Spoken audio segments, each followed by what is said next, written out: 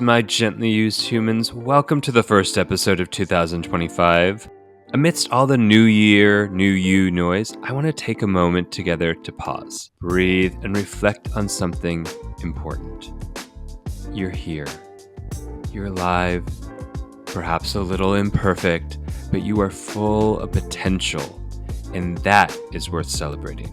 Before we go into all the changes and the things we're going to adapt and shift in our lives for 2025, all the goals, let's really sink in. Let's really marinate into you are full of potential and there's already so much yumminess about you. So for today's episode, I've gathered some of the most impactful moments from the past year. They're insights that have shaped how I think about growth and change.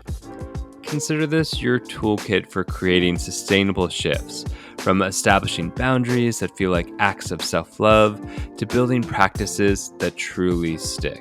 This episode is your companion for transformation, not because you need fixing, but because your capacity for renewal and growth is limitless.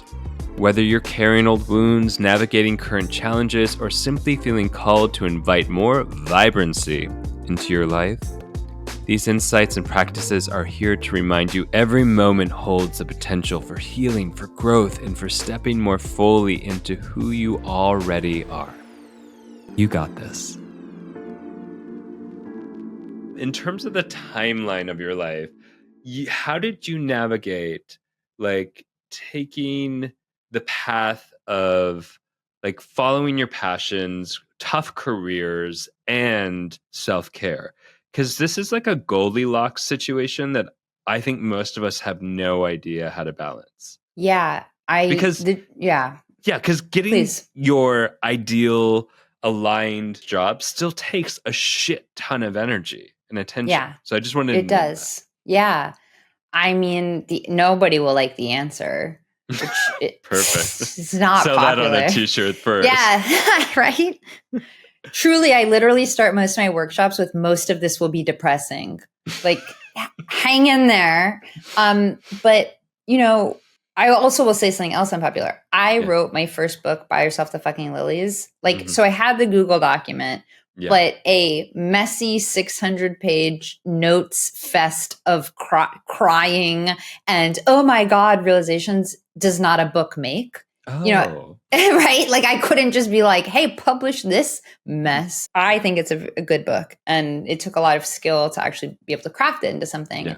And I did that every morning before work for 3 years. And I did all the healing as I managed an extremely stressful, high-profile Hollywood job. Are we allowed to talk about that job? Yeah, for sure. So this was when you were at Comedy Central. Comedy Central. So I worked at Comedy Central for 12 years. Yeah. I never had another job. I was like a 1950s car manufacturer. I was loyal to the company. You were super loyal because you got in as an intern and somehow became the VP.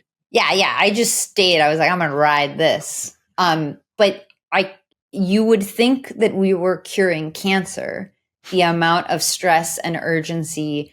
There was a period of time where I woke up reliably at 4 a.m. just to panic. Just to panic.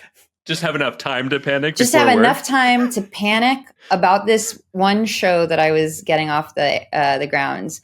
I was extremely anxious about this job, right? Yeah. Because it fed into my external validation.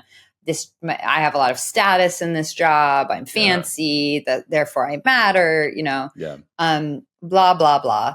So all the self-care had to happen at the same time that I was 10 out of 10 dedicated to my job, constantly freaking out about it, giving it my all. Both things had to happen at the same time. And so basically, I always try to say, I'm not a special person. There is no reason that this should have worked for me other than if you take the time and do it right.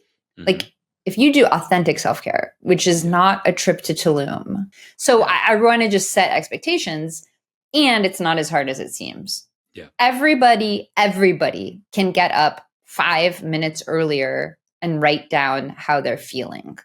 Affect labeling, for example. Yeah. So I have an emotion wheel in my second book, Glow in the Fucking Dark, where I really tried to make, yeah, I know. Again, the third book will not have a fuck in the title. But like, if you were to wake up 5 minutes earlier, get out your journal and just write, here's how I'm feeling today. Furious, grateful, blah, blah, blah, whatever you're feeling, there is extremely compelling science that act alone makes you feel better, is a stress reliever. I know from working with many thousands of people, at this point, hundreds of thousands of people have read these books and like reported back on what they've done, that it centers people. It helps them know themselves better. It gives them more self-awareness. Self-awareness and pause are always part of any healing journey. So when the thing to do, and this is like the bedrock of everything that I work on, is it's small, teensy little interventions done over and over and over, like repetitively. And you just add to that, because if we wanted to get into jargon land again, neuroplasticity, our brain's ability to change and rewire itself, all the science tells us this is how to build a lasting habit, right? And my own corporate executive hell experience also taught me sometimes I might only have 5 minutes. And I want people to have wins. Like if you can win at waking up 5 minutes earlier and doing affect labeling for like 3 weeks, the pride you feel, then the natural effects of feeling better because you're talking about how you feel, like it all becomes a virtuous cycle. When you get off the cycle, it is not easy to get back on. It's not as easy as I might wish. Thus the girl asking the question. Like she knows this shit works. Like it's her lived experience, and it's hard to get back on. But that's why you do little intervention after little intervention, because there's no like work-life balance. Like you get a life. You don't get like a separate honeypot for work. So you kind of have to figure out. I never understood the work-life balance thing because my job was so consuming. I just was like, well, these two things need to merge, and there needs to be enough time for me not to be fucking panicked every moment. So that's, so I think that's not an answer anybody wants to hear, is basically like do both things at the same time. But that is what I ended up living. What I aspire to is not to waste my life. Appreciate that. And that's the end, we're here. So now what? And I don't even, do I prefer not to suffer? Do I prefer not to feel grief? Yeah, of course. But again, like the one big hack would be accepting and allowing everything, that this is all a part of what it is to be alive. And the more I'm loose with that and can kind of like move through it. I don't want to waste any suffering either. Like if I'm going to fucking suffer, I'm going to eke some lesson, something out of it. Like the main difference I see in myself, first off, I lived in hell, in a prison of limiting beliefs, severe, like suicidal ideation, like the whole goddamn thing. It was, so I was in prison. I'm not in prison at all anymore. I feel like I'm flying in the clouds, something cheesy like that. But the really main difference is it's not that upsetting things don't happen and that I don't get upset. It's my ability to step back, gain a little perspective, and get on with my life in a wise way, which doesn't mean not dealing with something. Again, I still have to deal with whatever is upsetting me, but do I need to add a list of judgments? Do I need to add a bunch of fear for the future? Like, it's really more how I relate now. Like, my childhood can't be undone. It is forever the way it was. Like, I've got no hope of rewriting the past. And my entire relationship, it doesn't mean I'm a bad person. It doesn't mean my parents were bad people. It doesn't mean I'm limited. It doesn't mean any of these things that I used to think it meant. It just means it happened. It did shape a lot of who I am, and I don't want to waste my life. So I think the destination, we hear over and over and over again, the process is the destination. Yeah. We don't really believe it. No, fuck no. Yeah, we're like, not at all. No. Oh, yeah. Whoa. Yeah, sure. And yet, yeah, when we sit with ourselves, yeah, it's like, if you can make the process somewhat enjoyable, mm-hmm. I think that's a wiser, perhaps, way to look at it. That, okay, if I'm going to have to be on a journey, what's the wisest way to be on a journey? And I also don't know how long I've got to be on this journey. So if I really wanted to live it, like, I want to live. Yeah. Doesn't mean I want to be joyful all the time. Doesn't mean I want to avoid anything. It just means I want to live fully this life. Yeah.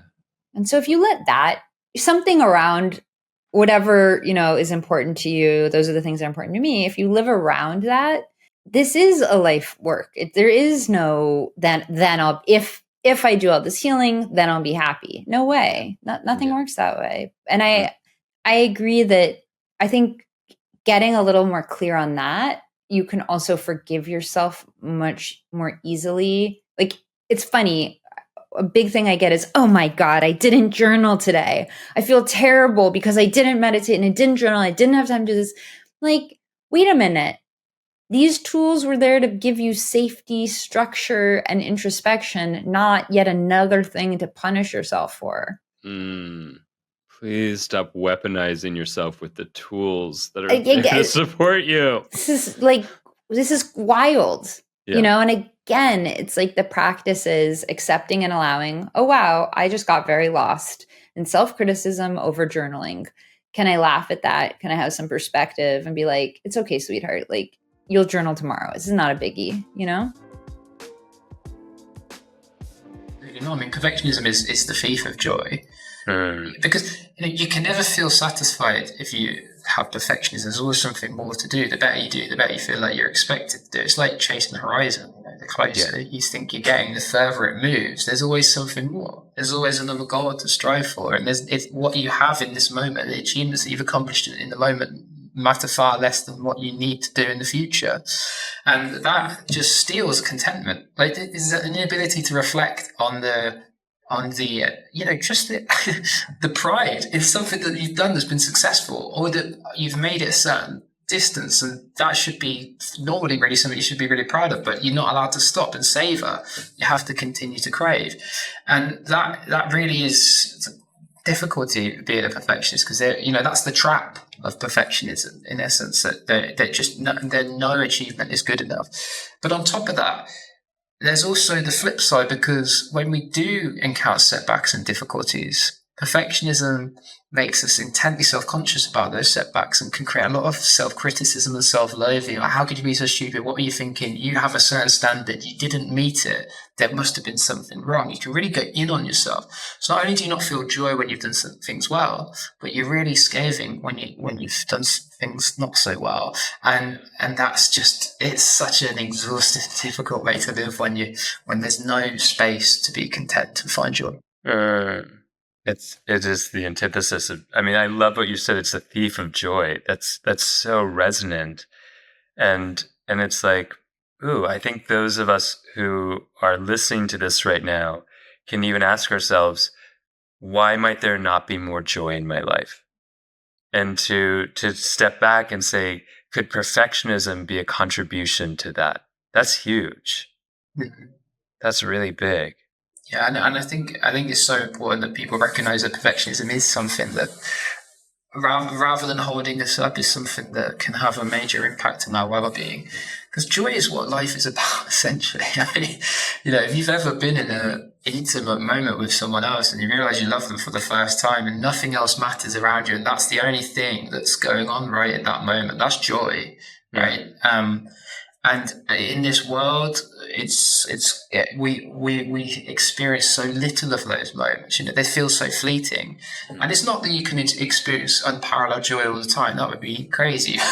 Like, I think the goal really to overcome perfectionism is really to encounter those moments in ever more regularity, and to not let perfectionism block those moments, and to allow ourselves to live freely inside all ourselves, with all our feelings and all of our emotions, unencumbered, I suppose, by that worry about what other people think. That's our challenge. So you talked about, you know, challenging reality, or the perception of reality, of going, okay, if this isn't perfect, is it actually the end of the world? Or what are the consequences, if any?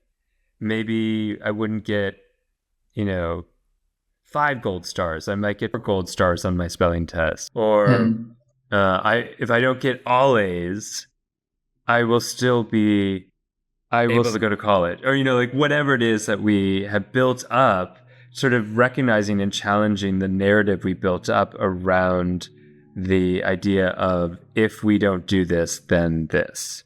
That goes back to the idea that perfectionism is the block to progress. Mm-hmm. So that catastrophization is really just an excuse to stop us moving forward. And so that's big, you know, that's the big roadblock to try to overcome, which is why softening those beliefs, reframing those beliefs is so crucial. And by the way, it's also linked to things like procrastination and avoidance, which perfectionistic people do a lot. You know, when they're encountering really challenging tasks or things that might ultimately end in failure, we'll avoid those things. We see this in the lab all the time. So it's not just about reframing, it's also about giving yourself specific blocks of time to get started on activities. Turn everything off, turn all distractions off, phone, internet, whatever it is, and just give yourself a certain amount of time to get things started. So it's not, you know, it's not just about putting stuff out into the world, letting things go. It's also about removing the block to starting projects and assignments and presentations too. That's also important for perfection. That's so interesting. I never really correlated that, where those who are trying to be high achievers are also easily distracted or procrastinators. Yeah, but but it goes back to that self-sabotaging nature of perfectionists, that they feel it's an anxiety management strategy, essentially, to remove ourselves from what's really difficult in that moment and do anything else, you know, to avoid it. And we really, that's the biggest block to progress. And so we have to really hone in on that when it comes to challenging our perfectionism, and break through it in ways that can feel quite brutish at first. You know, what I'm saying is turn everything off, remove all distractions, and just get something done. You know, that sounds quite extreme, but it's so important as a starting point, because we know that if perfectionistic people start, they're way, way, way more likely to finish. So just getting things started is so important. And as I say, giving yourself set amounts of time, being very strict with yourself, and removing distractions is the best way to do that.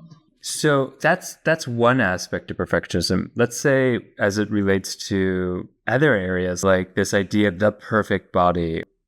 It's so interesting because it's not like you don't want to necessarily start poking holes in someone's construction of their ego, but you want them to start to become more tolerable to the flaws that are just part of human, or the things that aren't, you know, absolute. So, like, what would someone do? Let's go through different incarnations of perfectionism. So, like, perfectionism in the body. How would we work with someone in that regard? I mean, so first and foremost, I have to preface this by saying I'm not a clinician, so it's really, really important to stress that. But what I do know from the literature is that what we see in perfectionism is a very warped sense of what's normal and what's desirable and obtainable, and often those things are out of line with reality. And that doesn't just mean, you know, we've talked about work. Could talk about sports too, but it also applies to these kind of exercise image-related domains. Everybody's different. Nobody's perfect, as you mentioned. And if we try and sculpt, perfect, airbrush, and all the rest of it, our lives to some perfect existence, what we do is we lose something of ourselves. Mm-hmm. And I think it's so important when you feel like that's happening, that there is a big disconnect between the person that you're trying to emulate and who you really are, and that's having a major tension internally. like, you feel rubbish about yourself because you're not meeting those expectations, then that can unfold and manifest itself in a lot of obsessive tendencies around exercise, diet, and all the rest of it. The real key in order to turn the corner on those tendencies is to try to reconnect with ourselves, to accept that, we are imperfect, we are flawed, and everybody in some way lives an imperfect life, and that's okay. And that there's actually some joy in embracing those imperfections and differences about who we are and what we look like. And I think if we can accept that, and if we can accept ourselves on those terms, then the power of those pressures to conform to some kind of idea just melt away, and that we're able to live more contentedly inside our own lives with our own flaws, our own foibles. So, that's really, on a very broad level, what's important, and that requires a lot of introspection, of course, a lot of reflection, a lot of reframing some of the strategies that we've talked about. But it really is important, first of all, is to recognize that we're all different and we're all imperfect, and that's okay. That's the enlivening part of life, really. We should be embracing those things rather than trying to exercise them or airbrush them out of existence.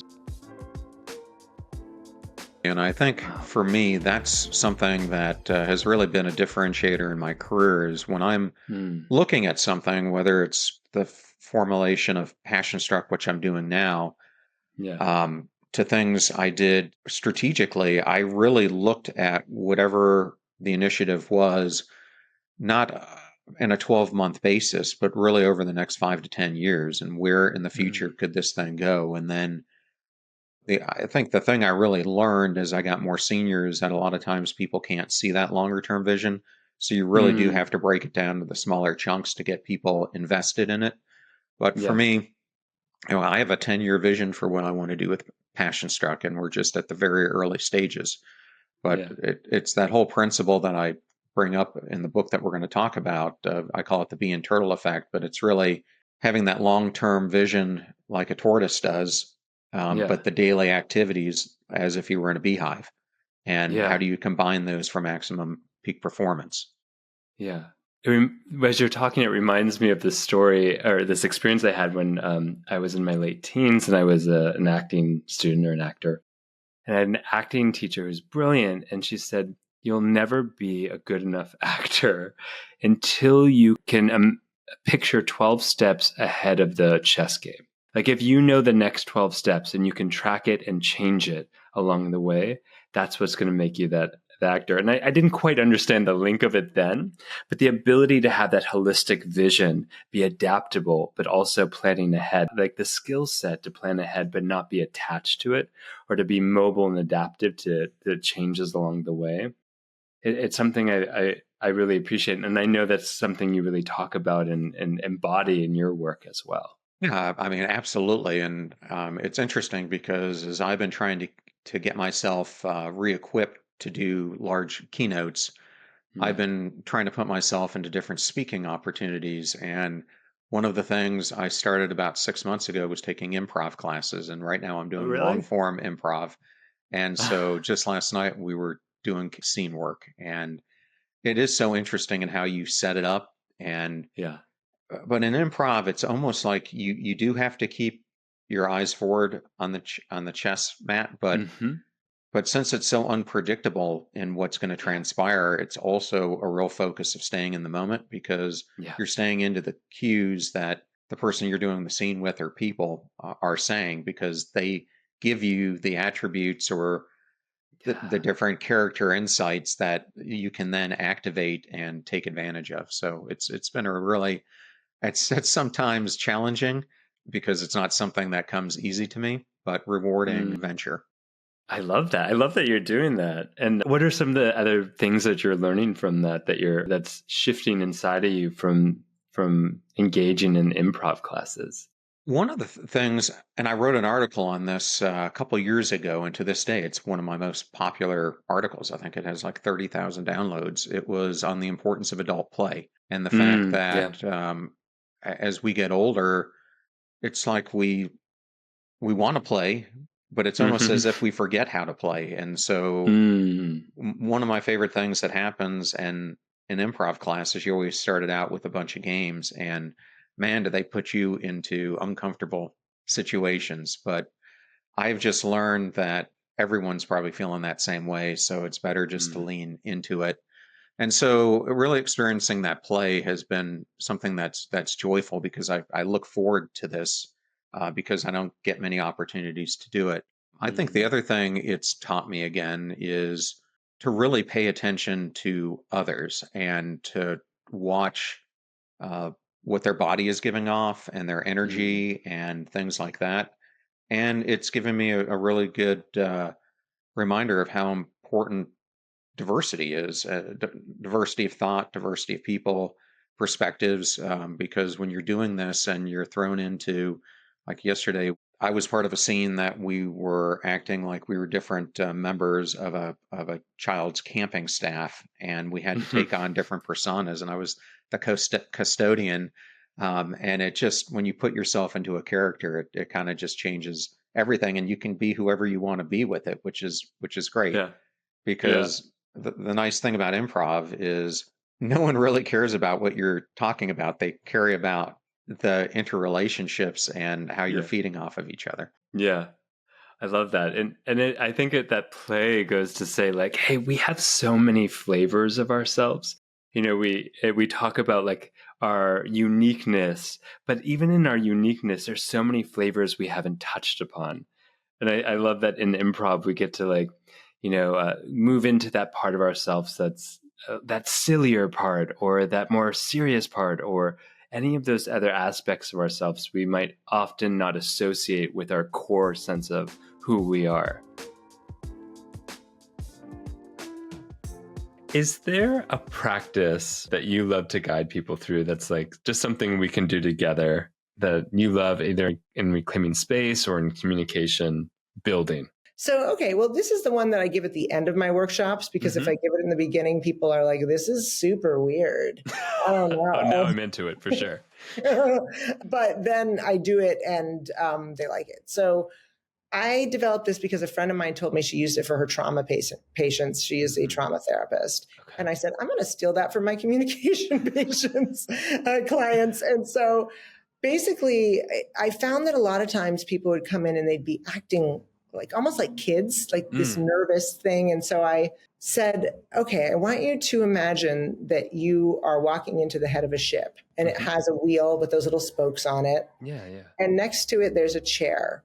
And then I want you to think about how the situation makes you feel. So if you've ever said like, oh my God, that person makes me feel like a kid again, or oh, I feel like a little teenager when I'm around that person, or whatever.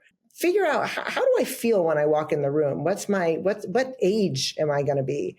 And then imagine that person is sitting there. And for me, it's usually a very traumatized, like 5-year-old. So I walk in and I'm an adult, and I see my 5-year-old self driving the ship. Yeah. And I walk over to my 5-year-old self and I put my hand on her shoulder and I say, I know you're really scared, and you should be, because you don't know how to drive this ship, but I do. And I'm supposed to be here because I'm a grown-up and I can do it. So I want you to sit down on this chair, and I'm going to keep us safe, and I'm going to drive. We're going to be okay. And then you put your hands on the wheel as an adult, because that adult person wouldn't be there if they weren't supposed to be. That adult person wouldn't be giving that talk or running that meeting or whatever it is that they're doing that scares them. They're there for a reason, and they know it. It's the kid who's scared. Put your hands on the wheel and you look forward. And as soon as you realize you're driving, you step into your adult self, and then you go do the thing. And that particular exercise has pretty much killed my one-on-one coaching for about 90% of my clients, because they do it and then they're like, oh, okay. Go. Yeah. And I said to my friend who's a therapist, I said, does this mean we all have multiple personality? And she said, no, we all have inner childs. Don't worry about it. We all have inner parts, yeah. It would be the whole population. But that tends to really help people when they're walking in and they're feeling scared. Yeah. You know, our young self often is the one who's saying, you can't, you shouldn't, you're not enough. Yeah. And our adult self knows that's not true. And we just need to make sure the right person is walking into the room. I love that. Such a good practice. So that original letter, it was like a permission to yourself to say, here's what to focus on. Here's where to direct your attention and your energy to get through the day, right? To get through the next few days. Can you share with us some of those things that mentally strong people don't do? Sure. So number one on the list is don't feel sorry for yourself, because that's where I was. I was thinking like, this totally isn't fair. I lost my mom, I lost my husband, and my father-in-law and I had grown really close. And I thought, now I'm going to lose him. Like, who's next? I was starting to think, this is what life's going to be like. Just one incredible loss after the next. Before you even have a chance to work on one loss, you're going to lose somebody else. Yeah. And so that's why that tops the list. And it's okay to grieve and be sad, but self-pity is when we think, my life is so bad, there's nothing I can do about it, or I can't possibly take any steps to manage my pain. It's more than I can bear. All of those sorts of things I knew would have kept me stuck. So it kind of sounds like victim consciousness. Correct. Yeah. Okay.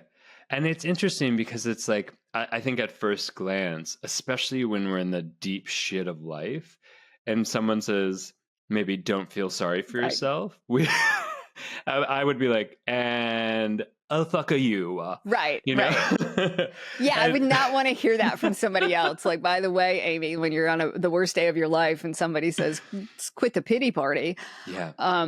But I also knew that it was tempting to be there myself. Oh, of course. I'm thinking of when I was getting divorced in my 20s, and I was in a very dark place. Lots of things, as they do, they unfold in tandem, apparently. Right. They just, it's the shredding phase of life, even though if that happens often for some of us. And I had a parent say to me, "You're done with the pity party. I love you. I'm here for you." And it actually worked. I was like, oh, you're right. I'm literally just sinking myself in and not being able to be like, there was no capacity to see the gratitude that of the things that were still going well in my life and the people that were there for me. And that's just it. I think even when things are rough, the gratitude is the antidote. When we start to think my life is so bad and there's nothing good that can become of it, to remember, it might be bad, and you might still have clean air to breathe and water to drink and a roof over your head. Yeah. Yeah. So that's the top one, is don't feel sorry for yourself. Are there other ones that you feel like are really potent for you? Yeah, the number 2 on the list was number 2. Is this in the order, by the way, of like what felt most important, or was just like the flow? In that moment, it was what I was struggling with, I think, the most. And so that's how the list ended up. And so number 2, which was also important, was don't give away your power. And for me, that was really about just being like, oh, my so-and-so ruined my life. Somebody's making me feel bad. So-and-so wastes my time. And really those words, our language is so powerful. But if I gave somebody else the power to ruin my life, drag down my mood, ruin my day, anything like that, it would really imply like I'm just a victim who's passively going through life. I really wanted to empower myself. Like, bad things happen and life is difficult, but I'm still in charge of how I feel, how I behave, the choices I make every day. I really appreciate that recognition that agency is such an integral part of mental strength, and the ways that we can give away our own power. We can often think that people are taking away from us, and in many circumstances they might. And it's so paramount to recognize where we are robbing ourselves of our own power, agency. Exactly, because it's so easy to think, somebody's making me do this. Even if somebody says my boss makes me work a lot of hours, well, it's a choice. Having that job is a choice. And yes, you might feel like you're between a rock and a hard place and you either have to do this or get fired. But at the same time, just that reminder of, okay, I'm doing this because, and here's why I'm doing it, or I get to do this instead of I have to do it, makes a huge difference to our well-being. Yeah, I really appreciate that. Yeah. That and it's not an easy shift, and in some circumstances it can feel so dire that we don't have the choice. And it's like, even the recognition of like, I have the choice to get up. Yep. And to recognize where we still have agency, and to highlight that and marinate in that is so paramount. For anyone listening, if you've ever had that experience where you're like, why didn't I adhere to that little alarm bell or something, you can start to understand how your intuition shows up for you. For some, it might be a pit in your stomach. For other people, it might be some type of weird resistance, like you don't want to sign a contract, or you know what I mean? Like there's something that's unusual for you about moving forward. For other people, you might have a dream about it, or sometimes I often hear things, like not hearing a voice as though it's outside, but it's almost like words appear in my mind or pictures appear in my mind. And so I think that exercise is the first one to just help people start to understand what their own language of intuition feels like. And then as they move forward, if you start to get some of those same signals, you don't have to rush ahead so fast. You're like, I need to think about this for another minute or two. That's one method. Yeah. There's another method though, because I think a lot of people are always like, okay, well, if I'm about to say yes to something big, like you get invited to a huge speaking engagement and there's 10,000 people in the audience, or perhaps some type of business deal or a career opportunity or a trip comes up and it's like so far beyond what you've allowed yourself to experience before. Yeah. And many of us can feel confused. You're like, is this fear because I'm kind of almost having an upper limit issue? Like, I don't think I can do it, or I can't handle it, or I'm not worthy of this. Or is this actually my intuition saying, oh, hell no? Because those things can feel a little confusing. Yeah. And so here's a test that I want to just share with everyone. You can do it anytime, anywhere. It's 100% free. And this is how it works. So let's say there's an opportunity for a speaking engagement that comes on the table. You go to a nice quiet place in your house somewhere, make sure that no technology is on, take a nice few deep cleansing breaths, put your feet on the ground, get really grounded, close your eyes and ask yourself this question. Does the idea of saying yes to this opportunity make me feel expansive or contracted? Now, in the nanosecond, micromillisecond, after you ask yourself that question, I guarantee on a physical, visceral level, your body will have some type of response. If you're somebody who works out a lot, you meditate, you're very in tune with your body, you'll be able to know what I'm talking about. If you're someone who basically lives from the neck up, this may take a little more practice, but I guarantee it's there. Expansive is almost like sometimes your body will actually move forward in space. It's almost as if your chest opens up, your shoulders relax. There's almost like a feeling or a perception of joy or excitement, even if it's terrifying. Even if it's that 10,000 people and you're like, I don't know, but that sounds awesome. Like there's some kind of moving forward. That's all the things that could feel expansive. There's a lightness, there's a joy, there's a buoyancy from an energetic frequency level. Contracted often feels like, or may be exhibited by, your shoulders hunching down and crunching forward, maybe a pit of dread in your belly, maybe even your head imperceptibly shaking, right to left, no, or somehow moving back in space. Anything that can be related to a heaviness, a pulling back, a dread, a tiredness, you want to take a nap, you want to run away or something, and you're like, hell no. That's what we would kind of couch under contracted. And that to me, Scott, has been one of the most reliable forms of in real time being able to distinguish what is my intuition trying to save my butt from a whole bunch of problems versus very normal fear that's human fear about our own capabilities and whether or not we're good enough and our ability to just, I need to step into this. I'm going to figure it out. It's all going to be good and it's going to be a learning experience and I should go for it. That's so brilliant. It's such a hard thing to discern and getting into the being able to track in that way is such an access point that I think almost anyone can, or with some practice, will be able to do. Yes, practice is a key thing. And I think if you have a best friend or someone who really knows you and really loves you and people that you can talk real talk with, you guys can play that game with each other, right? And you can even talk about it. Like my best friend and I sometimes will go on adventures together and we'll both be like, do we want to even go out for dinner? And we're like, nah, it's heavy. Do you know what I mean? It's doesn't even feel good. Let's stay in our jammies and let's cook. But you can play this game, especially when opportunities come up. And if your friend really loves you and they're not trying to push you because they have some ulterior agenda for who they think you should be, but if they really love you as a soul and you're like, hey, can I do this with you? I want to just really tap in and see what I see. They can even perceive stuff that's happening in your body. Again, if you trust them enough, you'd be like, do you see anything? And they might be able to feel your energy either kind of get heavy or kind of lighten up. So in a way, you can practice with your friends and get more in touch with this inner ability we have to sense a greater truth. I love that. It's such a powerful thing to, it's funny as a trauma therapist and my background is in somatics. And so often we are trained of like, oh, if there's a stuckness, it's because there's trauma there. And over the years I was like, no, that's not always true. Sometimes the stuckness or like the rigidity is there because there was a point in the timeline of their life in which they didn't listen to that intuition. And that's the sort of shadow of that moment or that decision.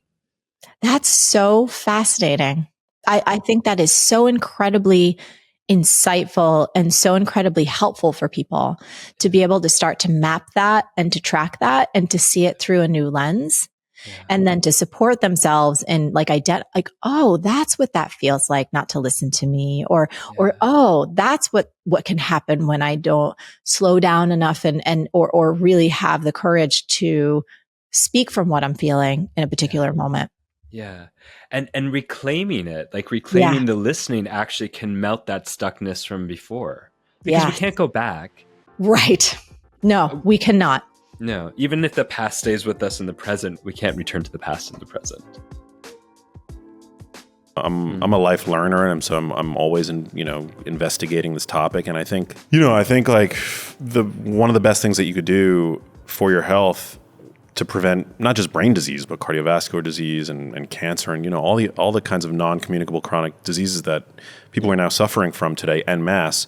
It's really about building your own sort of personal robustness and resilience. And that just so happens to parlay into my own personal interests, which are fitness and health, So, I mean, I go to the gym and I work out. And again, I'm like, I'm busting my butt. The same as like, from the outside, it might appear as though my efforts are like just any other person who's interested in fitness. But I like knowing, and it's incredibly motivating knowing that the same things that I'm doing that are going to increase my strength, my muscle strength, and my metabolic health also are potentially playing a role in shielding my brain from degeneration years down the line. So, and also cancer prevention and like exercise, for example, is just medicine in so many different regards.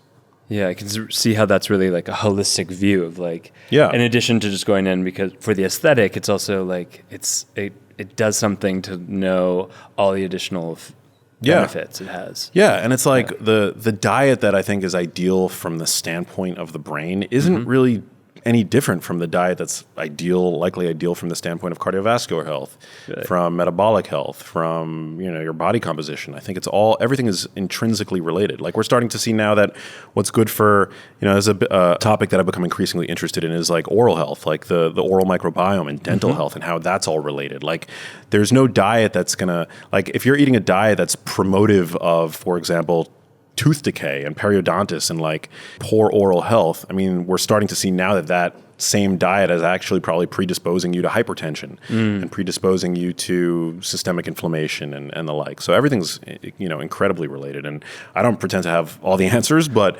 I love exploring those connections. Everything I read just further cements that notion that everything is so connected. I don't really feel like I'm chronically stressed out. I get to sleep as much as I want. And so I feel pretty lucky, but still there are pressures, right? Like I'm on social media probably more than I should be. But that being said, I just try to focus on the things that I can control and my food quality. I'm able to focus on that. I'm able to focus on protein, which we know is the most satiating of the macronutrients. So whatever it is, on my plate, even if I'm traveling, if I'm not in my home city, by focusing on protein, that's a really great way to make sure that my satiety, checkpoints in my body are functioning at least physiologically in a way that's appropriate for me. And it helps me to weed out the ultra-processed stuff and the cravings that I think I would otherwise have if I didn't make protein such a driving force of my dietary pattern. I want to bring up like a socio-economical, political point too around accessibility to quality food. Cool. And because I was recently schooled by my amazing sister, who I was like, I was at her house and her kids were eating super ultra-processed foods. And in the past, I had said something. And I was like, can we go shopping? I'll get them carrots and cucumbers. And like, she's like, you don't understand. And I was like, I understand, like I went to school for this shit. Like, I think I understand. And like, there was a reality check of just when she brought me to the grocery store and we went to Whole Foods first. Yeah. And she was like, this is the price for this. And I was like, okay. And then she brought me to her grocery store and she was like, this is the price for this. It's not organic, but this is what's actually affordable for most individuals in America. Like, the accessibility to quality food is actually much harder than we might think. Yeah, it's like, fuck. Yeah, you're absolutely right. And like, you know, I'm not a parent, so I don't claim to know what that pressure is like. But I think with a little bit of planning and knowledge, knowledge is power. Okay. I think that goes a long way. And there are a lot of misconceptions, I think, about what it means to eat healthily. Like, we can't, first of all, we can't let perfect be the enemy of the good. Yeah, organic is great if you can afford it, but you don't need to eat organic. Like, you know, I think in a perfect world, everything would be organic, right? Sure. And we wouldn't have this dichotomy between conventional and organic. And I think organic from an environmental standpoint makes a ton of sense. And, you know, there are higher levels of certain phytochemicals in organic produce that are, you know, reduced in conventional, because conventional, you know, the conventional plants don't necessarily have to fend for themselves the way an organic plant does. Yeah. But those are kind of hard to quantify. And at the end of the day, you know, if all you have access to and all you can afford is conventional, then you should still buy conventional, you know, just rinse your food. When I'm, you know, home, I try to bring only, for example, grass-fed, grass-finished beef into my house, right? Which can be more expensive, certainly. But even conventional beef, as much as I loathe the factory farm system, and I think it's awful from an environmental standpoint and an animal welfare standpoint, even conventionally produced red meat is still, I think, an incredibly healthy food. So yeah, I think it's just about, like, people need to know, and ultimately everybody pays their tab at some point. You can either there's a saying, you can you can either pay the farmer today or pay pharma later. And I know it's kind of that's like an aggressive statement, right? But I'm into aggressive.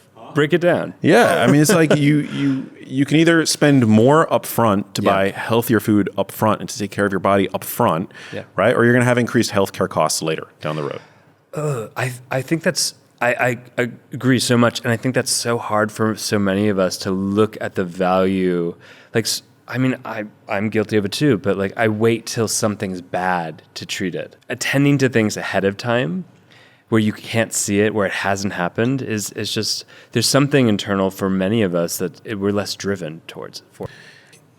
I don't think that fear is the way to instill healthy habits and to compel people to make better choices. But I think to achieve a healthier state and to kind of step off the people mover that seemingly is pulling us all towards chronic disease, you have to do things a little bit differently. And yeah, that's where I think, like, just arming yourself with knowledge plays a really, really important role. How do we keep building our sense of connection and pleasure? Really through, communication too. Yeah. Communication, probably the thing I've repeated the most is communication is a lubrication. And the more comfortable we feel talking about sex, the more present we'll feel, the more pleasure we're going to have. And so again, yes, body language is really important. But if we don't have the words to talk about sex, we don't really even know how to do it, which I would tell you is probably most of the people on the planet aren't really comfortable and don't have the tools to talk about sex in a productive way with a partner. So yeah, like just getting comfortable talking about your pleasure, your desires, what you want, admitting that it's awkward if it's the first time you've done it. And I hope after many people listen today, they will do it tonight. They're inspired. And so I just want to recognize that it could be awkward. Your partner might say, what do you mean? Why are we talking about sex all of a sudden? Because Scott, would you believe that most people think that you shouldn't have to talk about sex to make it great? They think that it should just always feel great like it was at the beginning. That's the common belief around it. So the skill set of learning to talk about sex without shame, without judgment, and just truly listening is an important practice. Yeah, I mean, I think it's like you're giving such a good example of, like, we wouldn't not talk about any other tool or skill set we're developing. Like, if you're going to be an engineer, you better learn and listen and be able to talk about engineering. And I don't think think about, like, that's a skill set, that's a practice, just like pleasure is a practice that needs to be communicated about. And the thing is too, is that if you think about anything in life that you value and that you want to be good at and you want to enhance your skill set, you got to work at it. Yeah. You want to be really great at your job. You want to get a promotion. You want to be a great runner. You got to run a lot. You got to train.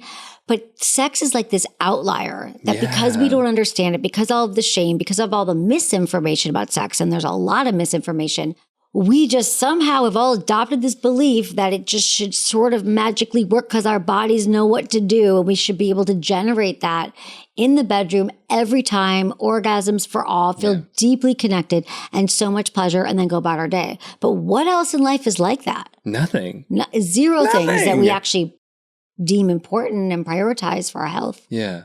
I mean, it sounds, I know you've written about that and you've had that experience of actually going and studying and talking to people and refining, and that led to what for you? Like, oh, for me sexually? Yeah. Oh my God. I'm such a different person than I was. I mean, first I only have sex when, I want to have sex. That was one thing I want to say, is that I used to think that sex was I looked at it like a duty, and I was doing it. I didn't think I could say no. I didn't think I could stop it. I didn't think I had any agency over my body or over sex. Yeah. So I think the first thing is realizing that pleasure is my birthright. I'm responsible for my orgasm, and I can also have sex on my terms while also being a good collaborator with somebody. So that's really how it's changed. Yeah. And I've learned different ways that I, need to be touched, and I've learned how to talk about that. And I've explored, I just explore and play and have a very open dialogue about it. My partners, I want to know about them, and we discuss all the things I talk about. I practice like scheduling sex, or when is it going to be a good time? Or, in most relationships, there's always someone who's initiating and someone who's rejecting. So how do you normalize that in your relationship and make sure that you both get your needs met? You're having sex in ways that feel good. And so you want to talk more about my sex life, don't you? I want to talk more about your sex life. No. I want to get... I mean, role modeling. So, I mean, as you talk about communication as lubrication, which is such a great line, because I don't know. I find communication the hottest thing. I'm with you. We're with you. I'm like, can we talk about your trauma right now? I'm getting really turned on. I don't know about you, but when I've had a rupture and repair cycle with my partner, and I'm like, we are communicating, we're talking it through. By the end of that repair, I'm like, take off your clothes. And it's not like makeup sex. I'm not talking about that. But I'm like, oh my gosh, the depth of communication and vulnerability that just presented itself, it's so hot. It's the sexiest thing in the world, right? It's the sexiest thing in the world. Yeah. What are some cues or ways we can help people communicate better? Because there's so much need for it. So much need for it. Well, I think the first thing would be, if they want to communicate about sex, my 3 T's of communication, timing, turf, and tone. Okay. I mean, it really works for any awkward conversation. But since all the years people saying I hear what you're saying, but how do I do it? When do I do it? Is this, just remember this. Okay. The timing is when you are hanging with your partner. It's date night. You're in a good place. You're not halt. You're not hungry, angry, lonely, or tired. If you're any of those places, that is not a great time to talk about sex. Yeah. The tone is curious and open and supportive and light, even though it might feel heavy. You got to remember, we're having a collaborative conversation. And then the turf is outside the bedroom. And so for many people, they think, well, I'm already in the bedroom. It's happening. If we were cooking, I'd be talking about the recipe in the kitchen. But with sex, it's different because we're already in an aroused state. That's a place. Perhaps we're in an aroused state. We're like, oh, why don't you ever want sex again? Or we're going to sleep. It's just better to find a place. And what I often recommend is when you are going on a walk. Yeah. Because then you could still be side by side. You don't have to make eye contact, but it's still intimate. Or you're on a road trip. Yeah. It's a great time to talk about sex. When you're stuck in a car. Nobody can escape now, and no one can hear us. There's nothing like entrapment to help with communication. Yeah. And my partner, we had to when we drive, and he's like, okay, we're in the car. I'm like, oh God, he uses it on me. He's like, so let's talk about this. I'm like, okay. No, that's just a great place to start with sex. And then also in smart sex, I actually put a bunch of, the communication chapter is pretty weighty. I put a lot of just actual scripts for people to walk through, because people want to know, okay, I hear what you're saying, but how do I ask for a threesome, or how do I ask it? So I try to give people some tools to help them. But I think that's a a great place to start. Just remember where you're at, how you want to say it.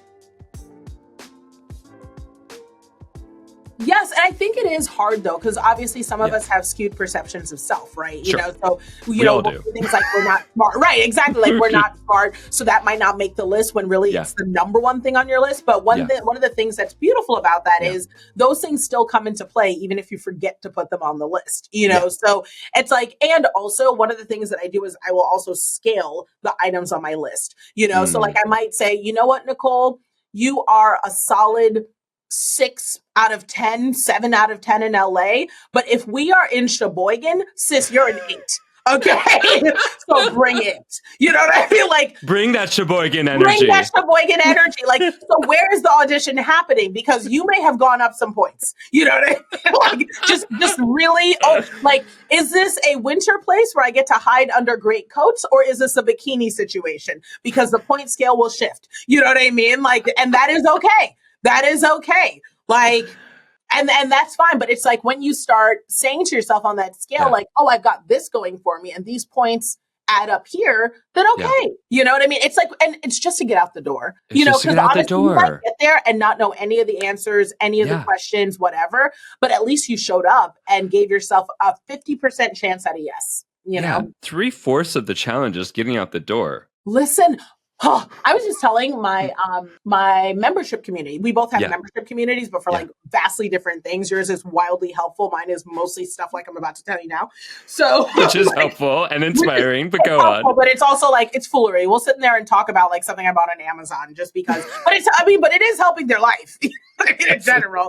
Okay, so I was talking to my team because I have this thing that I do that I think a lot of people have where you may feel a little bold and ballsy and you'll reach out to someone and then you like freak out about it, right? Like, or you'll sit on it, or they'll give you an opportunity and you don't want to follow up, or you get nervous, about the reach out. Like you get the business card, but you're worried about the follow-up email. Like, and I'm not talking about the thing where it's like, oh, this is never going to happen, but the thing where you're like, this might actually happen, right? And so I'm nervous to follow up.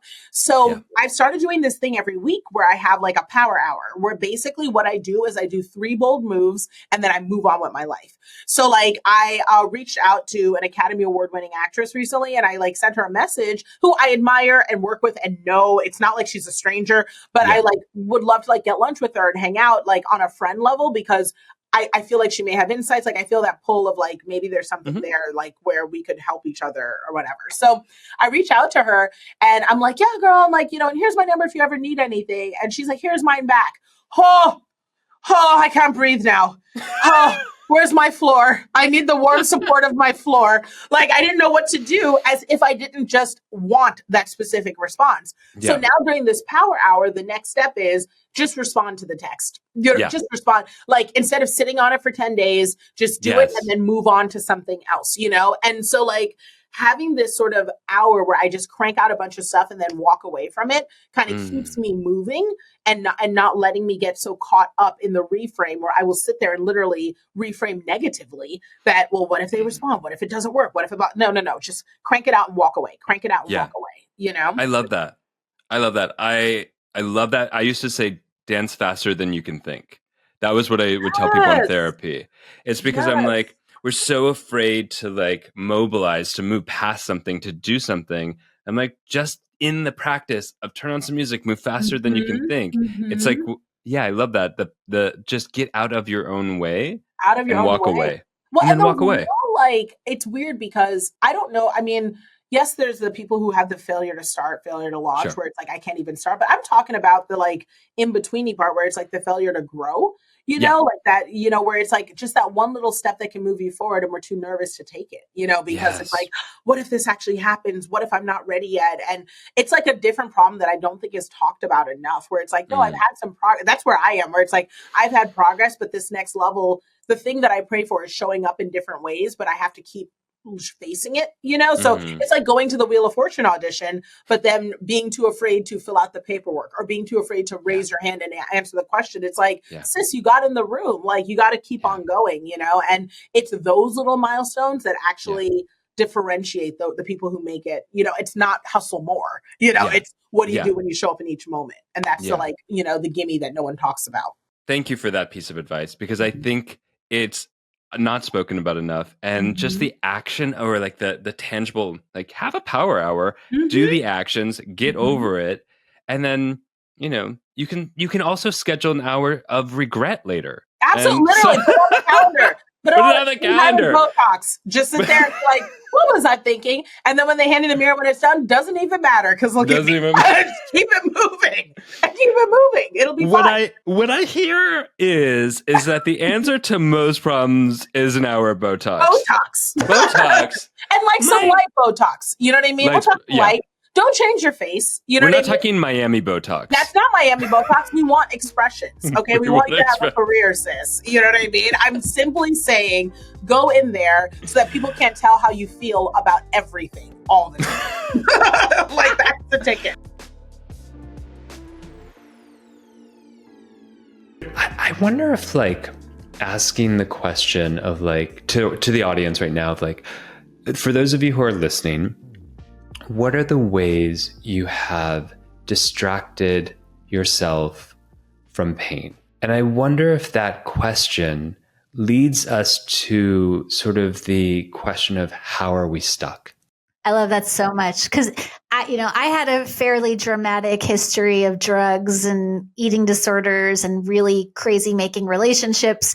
But I think it's a very human thing to avoid pain and feeling stuck in an area. So for someone who's listening, I can't stop scrolling on TikTok, or I'm just going to watch one more episode, just one more video.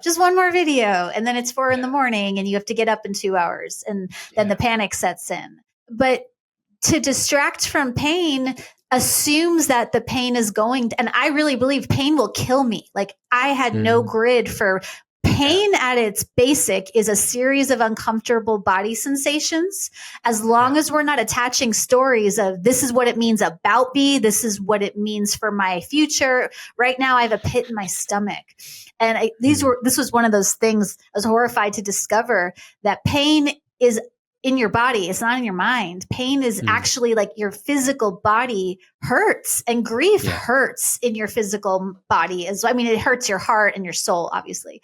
But learning to tolerate the sensations, even if like you're distracting from pain with YouTube or whatever, take 30 seconds and feel what that discomfort feels like. It's not pleasant, but it's also not always, sometimes I suppose, not life-threatening. It's like, I feel twitchy. I feel like if I don't get my finger on the next button, I'm going to pass out. And then notice that and really just pay attention to what is it like to feel uncomfortable. It's not a pleasant exercise, but it's powerful.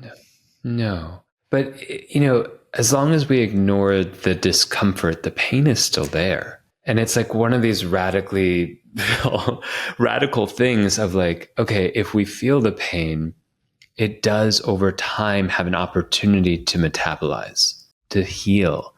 It's like if I break my leg and I go to the doctor, I probably have a better chance of that bone properly healing than if I keep walking on it and ignore it. So that's one way we can identify like that we're stuck in something. What are some of the other ways you help people identify, okay, there's stuckness in me, there's something that's not moving, there's stuckness in my life. How do we help people identify that or recognize it? So the first question, with whatever flavor of stuck I see, whether it's I'm stuck with my finances or fitness or intimacy, or like regardless of the area that we're stuck, the first question is always, why am I stuck? Like, why? What's wrong with me? And if we're starting with that question, we're going to veer off course from the jump. And then again, even if you get to an answer, you're going to be a lot more insightful, and you're still going to feel like shit, and you're not going to get moving. So I think the question, the impulse to go to why am I stuck, is one of the things that keeps us stuck in that spin. Because if it's, well, why am I stuck? It must be me, therefore shame. And now that I'm in a shame cycle, my body is going to send cortisol because it thinks I'm in distress. It's just a whole mess. So if we can change the question to, like, let's say you're stuck with a fitness goal, like you want to get fit and you're sitting on the couch for yet another year has gone by and you've done none of the things you want. It's not what's wrong with me? Why am I this way? It's right in this moment, what am I willing to say yes to? Like, what can I, as soon as you say yes to, stuck becomes unstuck the second you say yes to anything, no matter how small. I call them micro yeses. So like, maybe you're not willing to go walk, but maybe you'd be willing to put your left sneaker by the door today. That's not much. That's not sexy. You're not going to like live Instagram that, but like that is a micro yes, which gives you a micro shot of dopamine, which then means tomorrow, maybe you can put the shoes on. And the next day, maybe that's the day you get out the door. So what am I willing to say yes to gets us into agency and autonomy and the sense of, oh, I can do things. Like I might be stuck in my relationships, but that doesn't mean that I can't do anything. And willingness always, to me, is better than readiness or motivation or inspiration or all those things. Like you don't need to feel anything to find something to say yes to. I love that. It's such it's simple, it's profound to just build or titrate towards unstuckness by like action. And I'm wondering, like, I can imagine people out there are just like, okay, if you're stuck, you just need better motivation. You just need motivation, you know? And I think that's sort of like, we live in kind of like a hyper motivation culture of like, it's either internal motivation, it's external motivation, but you got to just like find it and then do it. Where does that land for you in relation to like fucking stuckness? Oh, that makes me want to puke because it does such a disservice. And I'm not anti-motivation. Someone came to me after I did a talk and they're like, you know, I don't agree with you. I think motivation is great. And I'm like, I think it's great too. Like, I love that feeling of let's get up and go and work towards the thing, but it's not necessary. And if you wait for that feeling to come, like I didn't feel like doing a lot of things that I had to do in order to make my life not a total shit show. I didn't feel particularly motivated to leave a really bad relationship. It was like, I know I have to get out because I will physically not survive another month in this particular circumstance. So like, I didn't feel like it. And this idea that our feelings are the things that need to drive us, like objectively, cocaine feels good. Squats feel bad, but clearly one is good for you and one is not so good for you. And so you don't need to feel motivated to say yes to something. And if you feel like there's nothing you can say yes to, make it smaller. Because the thing about stuckness that I don't think people talk about enough is that our brains are not designed for happiness and productivity and success and optimized living. Our brains are designed to seek patterns and predict and repeat and conserve as much energy as possible so we don't die. So your brain is not actually wanting you to get unstuck, which is why, and I love that you use the word titrate. We have to titrate. We have to give like micro doses of change into our system so it doesn't fight us tooth and nail along the way. I think that the ability to feel like you're, to the degree that you have safety and choices and access to the things that you need, the ability to be able to make choices to construct your life rather than constantly playing defense and reacting to the things that other people have chosen. Like consciously constructing a personality or a set of personalities was a lot of work because I had all my pre-installed software. Like, oh, this is just how I think. Do I want to think that? Does that belief still serve me? And kind of keeping, tossing, or upcycling everything from your clothing preferences to your food choices to what kind of music you listen to. It's a lot of work, but at the end of it, the prize that you get is feeling like you're finally at home. I think we spend so much time searching, whether you had a good or a bad child. If you had a bad childhood, you're going to be searching for that feeling of home somewhere else. But if you had a good childhood, you can get stuck wanting to recreate it and stay there. But the task of humaning, I think, is to construct a home that is internal and indestructible and not subject to all of the fuckery of the human condition. And feeling at home inside your own soul is a very well worth it to do the work prize, in my opinion. Quick tip for the listener. The least effective thing you can do when you feel a feeling coming on in the moment and you want it to come out and not just like brew and get stuck, is to ask, why am I feeling this way? Because it immediately brings us into our heads where we try to control it. And if you look at the way we talk to each other, we only ask why when there's a subtle should that we shouldn't be a certain way. Like if I said, I'm going to work all day, Scott, you wouldn't be like, why? You'd be like, get it, girl, you know? Yeah, you are. But if I was like, I'm really angry with my father, you might be like, why? Because we assume we shouldn't be that way. And so there's this shoulding on yourself, this like intellectualizing, which is most people's attempt to not feel. And it just brings you out of the sensations. And remember, emotions are sensations. Yeah. Now, this doesn't mean that you never sit back and reflect on why you feel terrified every time you have a crush. That's an important question, but not in the moment where you want to connect to the terror and flush it out or move it through, because that will just take you out of yourself. So it's like we have to be really strategic with thinking, because thinking shuts down feeling. Yeah. And you know what? There are so many people where their entire therapeutic healing journey has just been thinking and just been coming up with fantastic understanding of why they are how they are. And they're still full of the dysfunctional patterns. Yeah. Oh, you know, and I know you guys aren't big like CBT or thought approach people. The body people know that if the body's not included, what are you doing? Like, it's not going to work. I know you know that. That's you've created an empire around that. Thank you. But, you know, it's just like really important to realize, even in the face of trying to understand yourself, you have to be careful when you're thinking. Yeah. And the quickest way through feeling is just coming down into it and giving permission, bringing your awareness into it. Of course I'm sad. Of course I'm mad. Yeah. Okay. What? Okay. You know, kind of like conjuring it. Yeah. I like to think also about like replacing why with how. Exactly. Like why am I sad? Let's try this again. Rewind. How am I experiencing this sadness? Exactly. And it's still a question that raises us above the level of feeling, but it's a step closer, because then the next invitation is to explore, how am I experiencing this? Yeah, to study the phenomenology of it. I think that we are all served by not taking ourselves quite so seriously.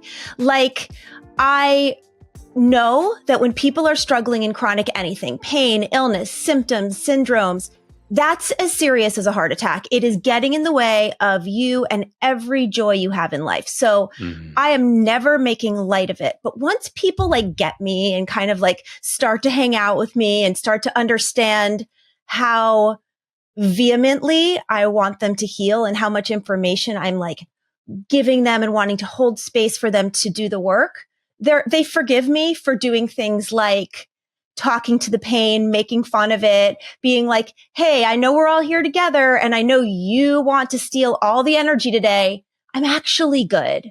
You know, I actually can feel you, can notice you the way we do in meditation, right? The way you notice thoughts in meditation. I can allow you to be here to say what you need to say. I can also send you on your way, because the mentality of a dysregulated nervous system is about like a 5 to 7 year old child who's like, attention, attention, attention. You might be in danger. Can I tell you? Can I tell you? And it can be a little funny if we can hold space for that. Yeah. I can appreciate that. I mean, I can imagine some of the folks listening to already are like, what do you mean you're talking to the pain? But don't worry, we're going to dive into that. We're going to even see how that is a technique that helps resolve some of it. But we'll get into that. Yeah, I appreciate that. I appreciate, like, you know, I was doing a trauma conference in March, and one of the first things we did was we talked about there's going to be a clowning workshop here. And why would we do that? And, you know, that trauma therapy and healing can also be about reinstating and discovering pleasure and joy and curiosity. That is just as important as like touching into the content itself, if not more, actually, sometimes. Yeah. You know, I think that I always meet people where they're at. So that is super important. So the one thing I'll say is whenever I start a conversation with someone, whether it be in person or in a way that I'm putting out information, I always want to say that when the pain is bad, when the long COVID symptoms have you bedbound, when the chronic fatigue causes you to not be able to get out of bed, you can't take care of your kids. Like, there's nothing funny about that. Like, we are taking this so seriously. But I also think that as soon as there's a pinprick of light, as soon as we have any invitation for joy, that's actually really important. You know, my mentor, Dr. Sarno, used to call those soothe factors, you know, pieces of this where we can actually take care of ourselves that takes healing and sort of catapults it as we do the work. I love that. It is serious. It is serious for the individual. It's blocking their sense of life. Most often for those of us who are listening who've ever had some experience of pain, which is all of us, which makes us these gently used humans that we are. Indeed. And, you know, pain as a catalyst for learning, but pain as such a real experience that prevents us from living it simultaneously. Yes. And these moments where we can find something that's not just that is so significant. I understood that there was a different way to look at things. And that is my biggest ask of anyone who is hearing my work for the first time, which is, I don't need you to believe me. I don't even need you to think that this could possibly work. I just need you to replace your fear with curiosity. That's all I want, because that's what I did. I heard about mind-body medicine. I heard that it is possible for the brain and the nervous system to send pain signals even in a space where you have a structural finding, and the structural finding might not be the cause of your pain. Dr. Sarno called findings like mine normal abnormalities, similar to bulging discs, similar to sometimes gut microbiome findings. Like, there are things that are happening in our bodies that are attached to symptoms and pain that aren't necessarily, and I'm not saying always, but aren't necessarily the case, which is why the curiosity, right? Because in the end, when I lecture, I could lecture to a huge hall of people, and I am willing to say to each one of them, with the most love in my heart, and this is another reason why I get away with being like a little direct, is because I'm such a love bucket. Like, I am so intent on helping people that they forgive me for saying things like, this is your life. How long do you want to suffer? Are you willing to just for a moment pause the dialogue of skepticism and fear and limitation and just hear that it is possible, because it has happened and I've lived it in my own body. I'm 52 years old, so it's been quite a minute since this happened to me, that the things that we think are the reason for the problem might not be.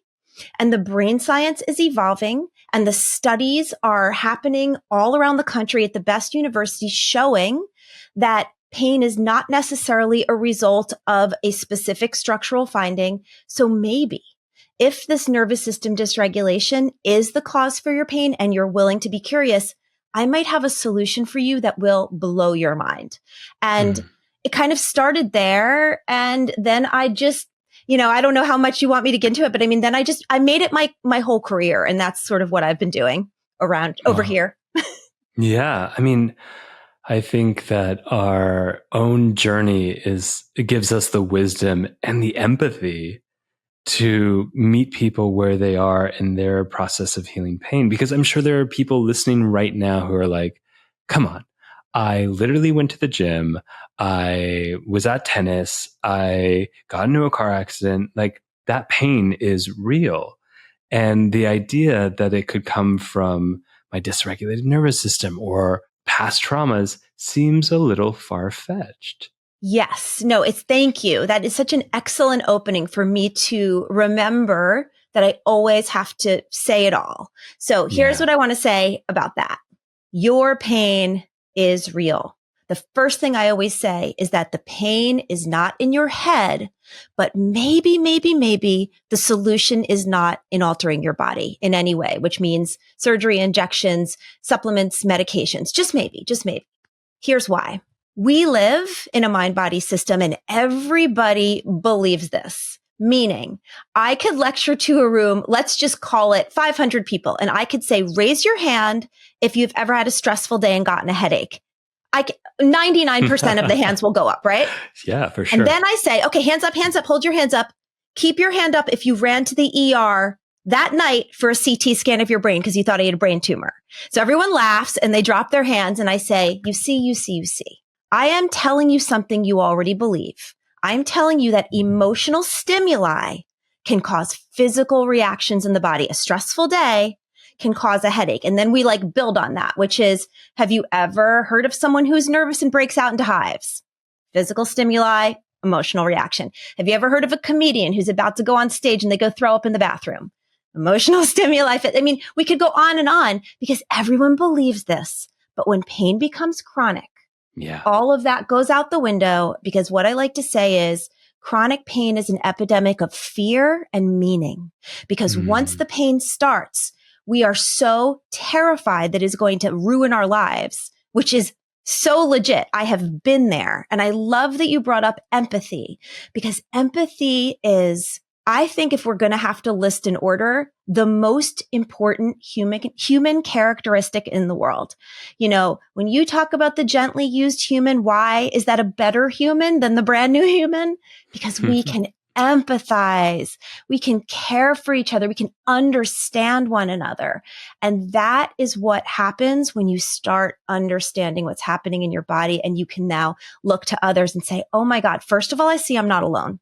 And second of all, I can maybe be a person who can help another person. So that is really key for people to understand that the brain science behind pain.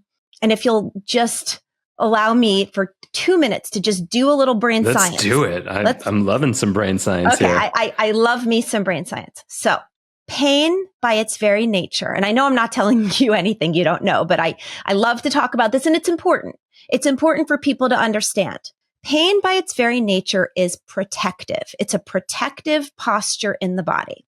So I'm not suggesting that my work is going to help you right after the car accident, or right after the broken bone, or right after the pulled muscle that you know exactly how you got it. You were doing something and you pulled your muscle, or even what we call like good pain, like right after a day of skiing where you get out of bed the next morning, you literally collapse to the floor because your legs are like in so much pain and they're like jelly. That's the human body. We injure ourselves, we push ourselves past our limits, and we experience pain. Even that pain is protective because it helps us slow down, pay attention to the part of the body that needs care, and take care of ourselves. And something that some people don't really know is that if you're running from a predator, and when I say a predator, it could be a person with a gun, or it could be back in the early days of Woman and Man when it was the saber-toothed tiger. If you break your ankle running from that predator, you will be able to run on that broken ankle without pain until you reach safety. Yeah. That is a documented medical neuroscientific fact, which is that neuroscientific, I don't think scientific is a word, fact, which is that the nervous system can block pain in order to help you survive. And it can also send pain to help you survive. So this is important to understand. Now, once you get to the cave or the locked door or wherever you perceive yourself to be safe, the predator can't get to you anymore, your ankle is going to explode in pain. Why? Because pain is protective and it's inviting you to take care of yourself, because if you don't take proper care of a broken ankle, you might lose your ability to walk altogether if it doesn't heal properly, right? So this is what's kind of crazy that I've learned over these years, both for myself and with thousands of people around the world. The nervous system, if it thinks it's protecting you, can also send pain in the form of inflammation, muscle constriction and spasm, neuropathy, and more. And this is pretty much, if you take that little subset, the reason for most pain in the body. And the reason that it sends the pain is because your nervous system cannot perceive the difference between an emotional and a physical predator. And this is where trauma comes in. Because when we've lived in traumatic situations, whether they be big T or little t, because it actually doesn't always matter, it's our perception of our safety that really matters. Your nervous system gets a signal, which is there is danger afoot. And the danger could be your mother's number on your cell phone. The danger could be your boss saying, hey, could you come in here? I need to speak to you for a moment. The danger could be your kid calling you from school and saying, like from college, and saying, I'm really depressed. Like, there is no discernment in the nervous system in modern life between those two predators. And if it is a perception that you're in a situation that you can't control, which is, let's be honest, most situations, as we can't control other people, sadly, your nervous system may decide, and you don't get to have an opinion, or it doesn't ask your permission. Your nervous system doesn't ask your permission when it protects you. Why?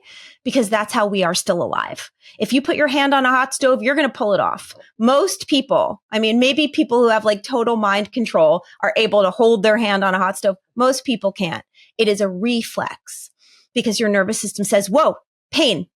You got to get that off, right? Danger. When your emotional reservoir, what I like to say, is overflowing because your trauma or your big feelings are so high that it is putting you in long-term fight or flight, your nervous system will see that as a predator, as a danger. And then what does it do to protect us? Well, if you're going to the family reunion and your aunt has criticized you your whole life and you just can't take it anymore because as a child, it made you feel absolutely small, and it's one of your worst memories, and it's informed your self-worth, and you still deal with that, and you know she's going to be there, you come down with a migraine. Now, do you want that migraine? Absolutely not. Is that really safe for you to have a terrible migraine? No.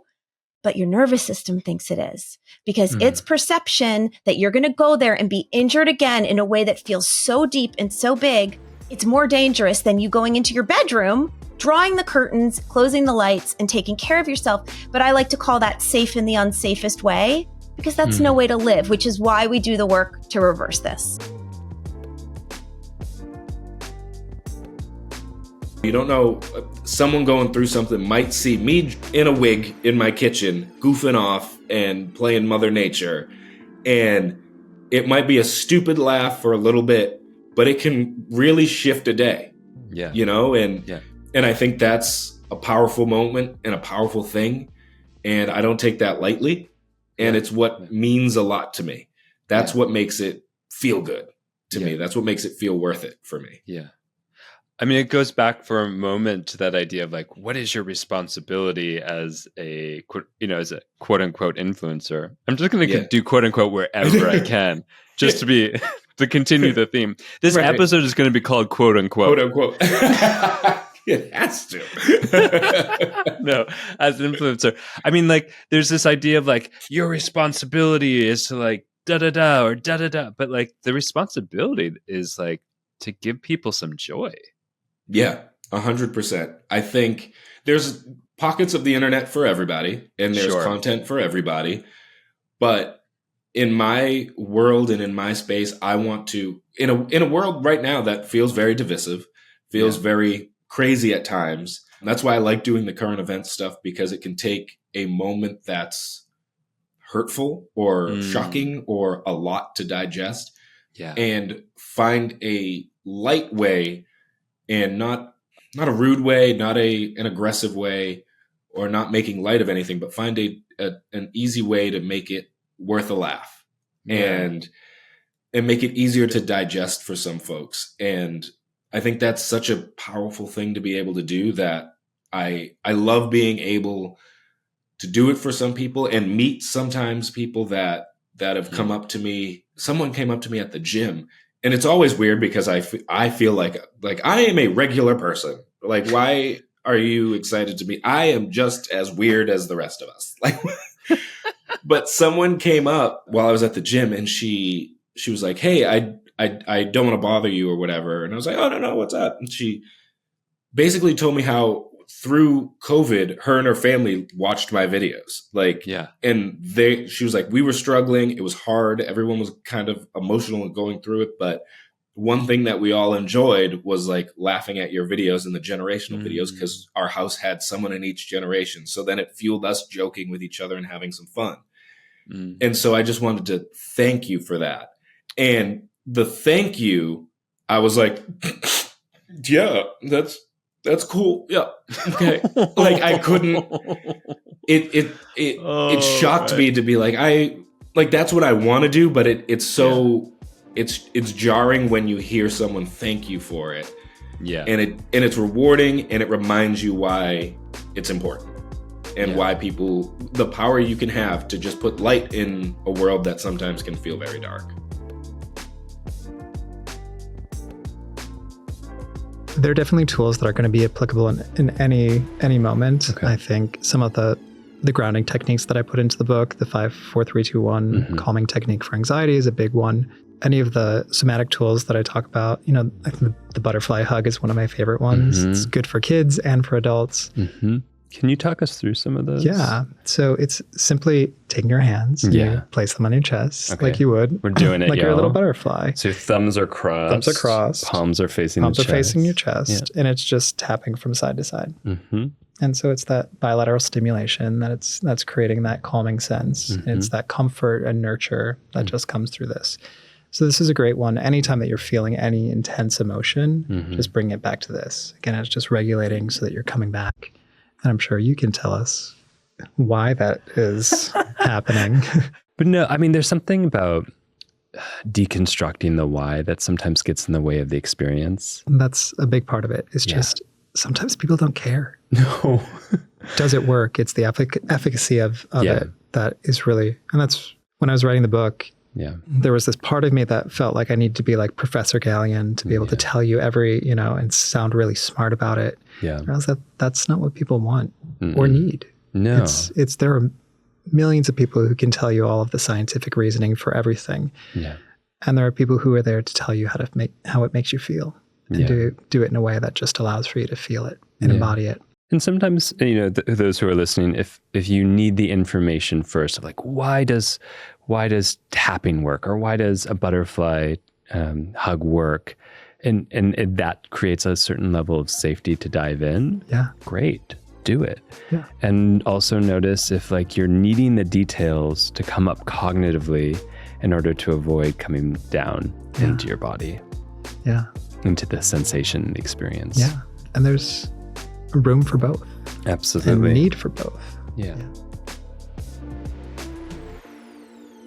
So transform and change are not the same thing, right? So we can change, and people are focused too much on change. Yeah. I say this even personally, politically, socially, like we can change as many things as we want. So the example that I love to give is how many of us have been in a relationship with someone, whether it's romantic or not, got out of that relationship because it wasn't good for us, changed, got into a whole new relationship with a completely different person, and soon realized we were in the same damn relationship, but with a different human. You can move to a new country. You're giggling, right? Because we've all been there, right? So, I think that the point of what I'm saying is transformation is like, well, I'll say it this way. It doesn't matter if you're in a different relationship, or you've changed the relationship, or you changed the city, or you changed the job, or you changed the house, or you changed the whatever. Yeah. Because as John Kabat-Zinn, says, and many people, wherever you go, there you are. Yeah. And so it's like you could be on the most beautiful romantic vacation with your partner, but if you're in a pissy mood arguing, it doesn't matter if you're in the most beautiful location in the world, you're going to be arguing. You're going to be in a bad mood. The location doesn't change that. But it will change it temporarily and give you the illusion that something might have transformed until your habits and your patterns kick back in.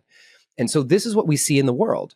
This is what we see in the way our laws change. This is what we see in the way that we change as individuals, and we shift and get in new relationships and jobs and things in our lives, and then soon realize, wait, I'm in the same spot, just everything looks different. And so my desire for people is about transformation. And when you ask me, like, what is the definition, and how do we really use this word? So I love the etymology. I kind of geek out on the word transformation. If I wasn't a communications... I was just about to be like, can we get into the etymology? Let's get into the etymology. Okay, if I wasn't a marketing major in college, if I didn't get into that major, I would have been a linguistics major, because I love words. I mean, it's how we create our reality, right? And so when you look at transform, it comes from obviously these two sections, and the origin of the word is this word transformare. I like saying it like that. But the trans part, which is a word that is in pop culture in a big way right now, means, so there's a lot of meanings to it, but the meaning that I want to pull out is to go beyond. To go beyond. So oftentimes people think trans just means across. That's actually the second use of the word, to go beyond. And so when you look at transgender, it's beyond gender.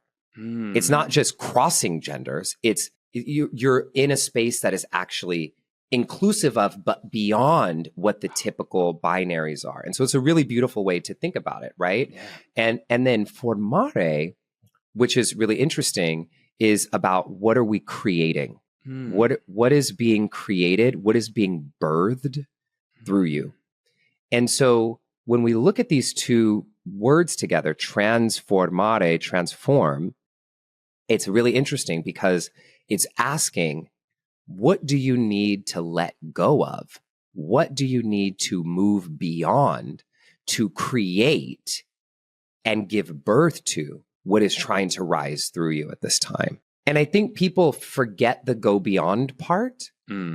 They forget that something has to die, something has to be let go of.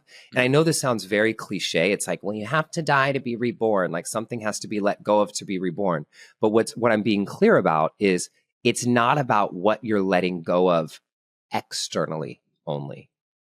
It's about what you're actually releasing in yourself to be ready to be a vessel of creation for that which you are saying that you want to give birth to in your life. It has to come through you, not to you. And so that's the transformation's an inside job. It is an absolute inside job. Otherwise, you just keep recreating the same shit again and again and again. One of the questions we have to ask with that other person is there enough resources to energize the transformation? Because it requires fuel.